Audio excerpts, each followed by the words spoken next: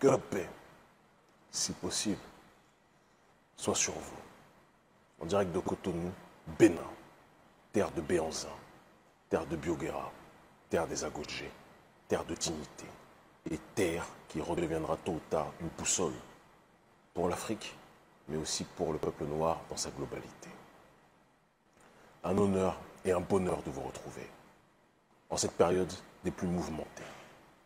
Vous savez tous que j'aime naviguer dans les eaux agitées.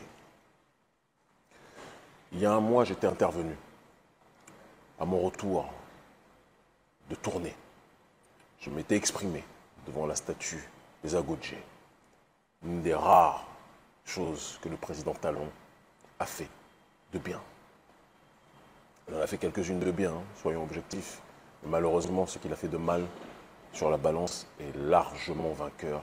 Et c'est ce qui est le plus dramatique pour un président qui est censé être, enfin, je dis bien censé, comprenne qu'il devra en fin de mandat. J'ai préféré, après mon retour, me focaliser sur le travail de fond, les rencontres avec toutes les forces vives de la nation, à travers mon organisation, Urgence panafricaniste, organisation de résistance au néocolonialisme, de lutte contre l'impérialisme, la malgouvernance, et qui lutte plus que jamais pour la justice sociale. Nous avons rencontré la plupart des partis politiques d'opposition. Le bilan a été, on le dira, contrasté. Certaines entités ont lorgné sur notre audience, mais nous n'avons pas forcément senti la sincérité. Et d'autres entités se sont illustrées par leur sincérité, leur fraternité, et il y a de bonnes relations qui, plus que jamais, ont été créées. Nous y reviendrons dans les temps prochains. Nous avons rencontré aussi les chefs de syndicats. Nous avons tous reçu à notre siège, en tout cas certains syndicats, les plus puissants, les plus influents, avec lesquels nous avons de très bonnes relations. Nous avons rencontré des mouvements citoyens, des mouvements de jeunes, tous étant fatigués par le régime Patrice Talon. Je voulais tourner initialement à la place des Martyrs.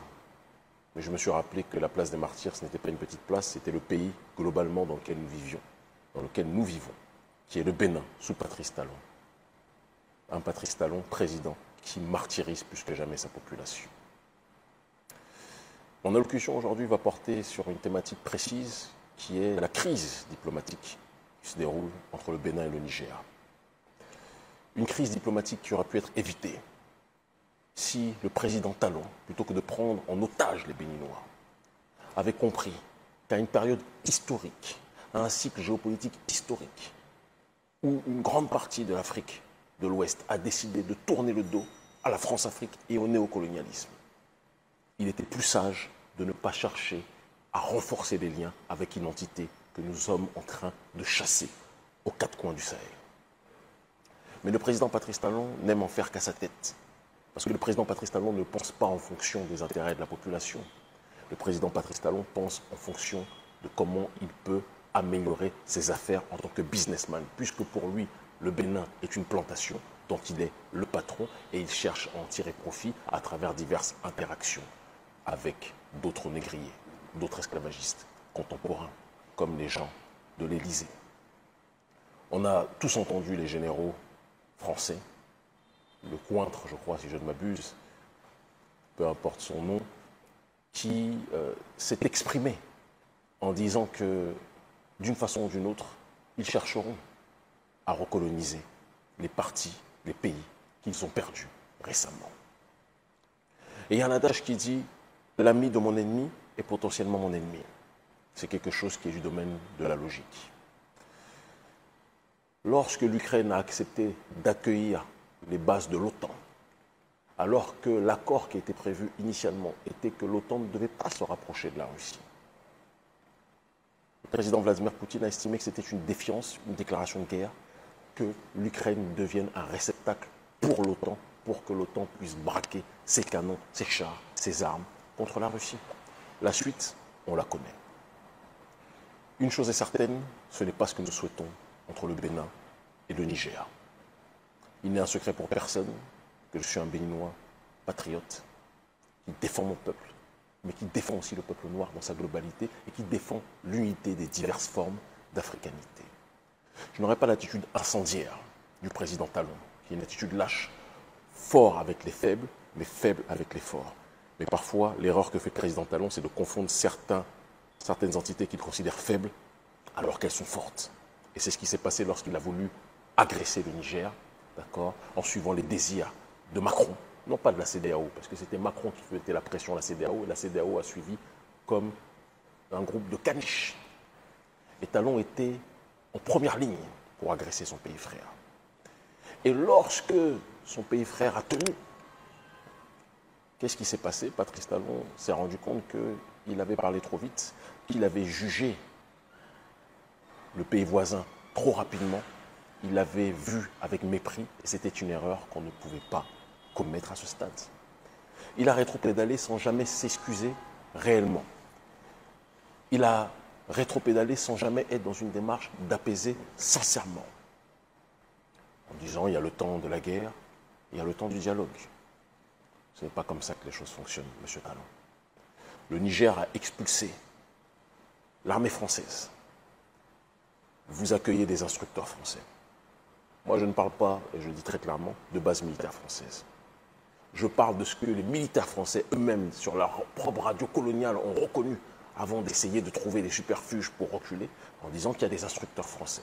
Ils ont dit qu'il n'y a pas de base militaire permanente, il n'y a pas de groupement militaire permanent, ce qui signifie qu'il y a des groupes militaires et une collaboration militaire qui s'appuie sur différentes séquences, d'accord, simultanées.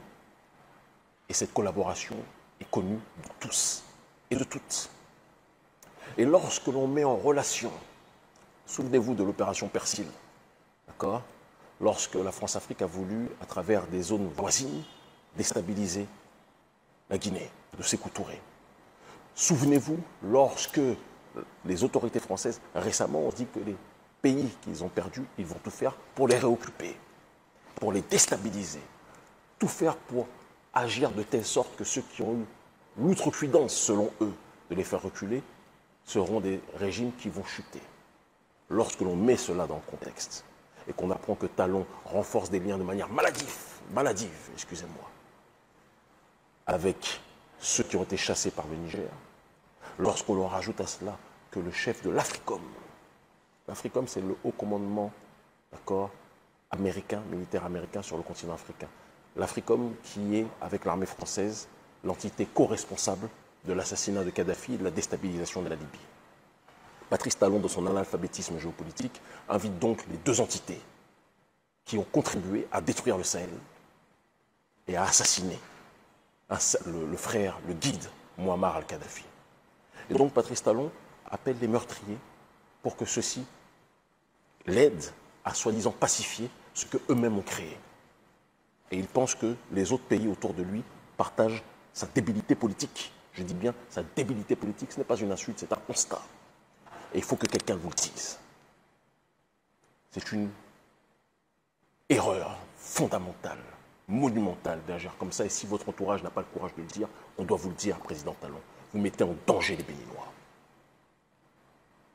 Mais dire cela ne signifie pas que nous pensons et que nous souhaitons que les tensions puissent être maintenues entre les deux nations.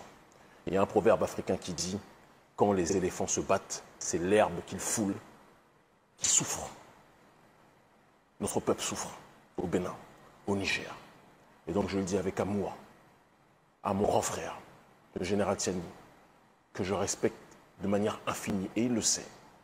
Et j'aurai l'occasion de lui dire prochainement, lors de mon prochain déplacement, que les Béninois aiment le Niger, que les Béninois ont foi en une fraternité avec le Niger, mais que le général Tiani comprenne que cette situation est une situation qui va faire perdre beaucoup aux deux pays. Trouvons des solutions pour faire la paix. S'il le faut, je me porterai en intermédiaire. Parce que même si le président Talon est un adversaire politique, cette situation dans laquelle il nous a plongé par son agressivité et sa volonté de collaborer avec les pires ennemis du continent africain, la situation dans laquelle il nous a plongé va faire en sorte que les deux pays vont être en difficulté. Nous tendons la main. Des Béninois, citoyens, patriotes, tendent la main pour demander au général Tiani de faire en sorte qu'on puisse rétablir le lien. Ceci est possible. Nous réussirons ensemble pour l'Afrique unie. Merci.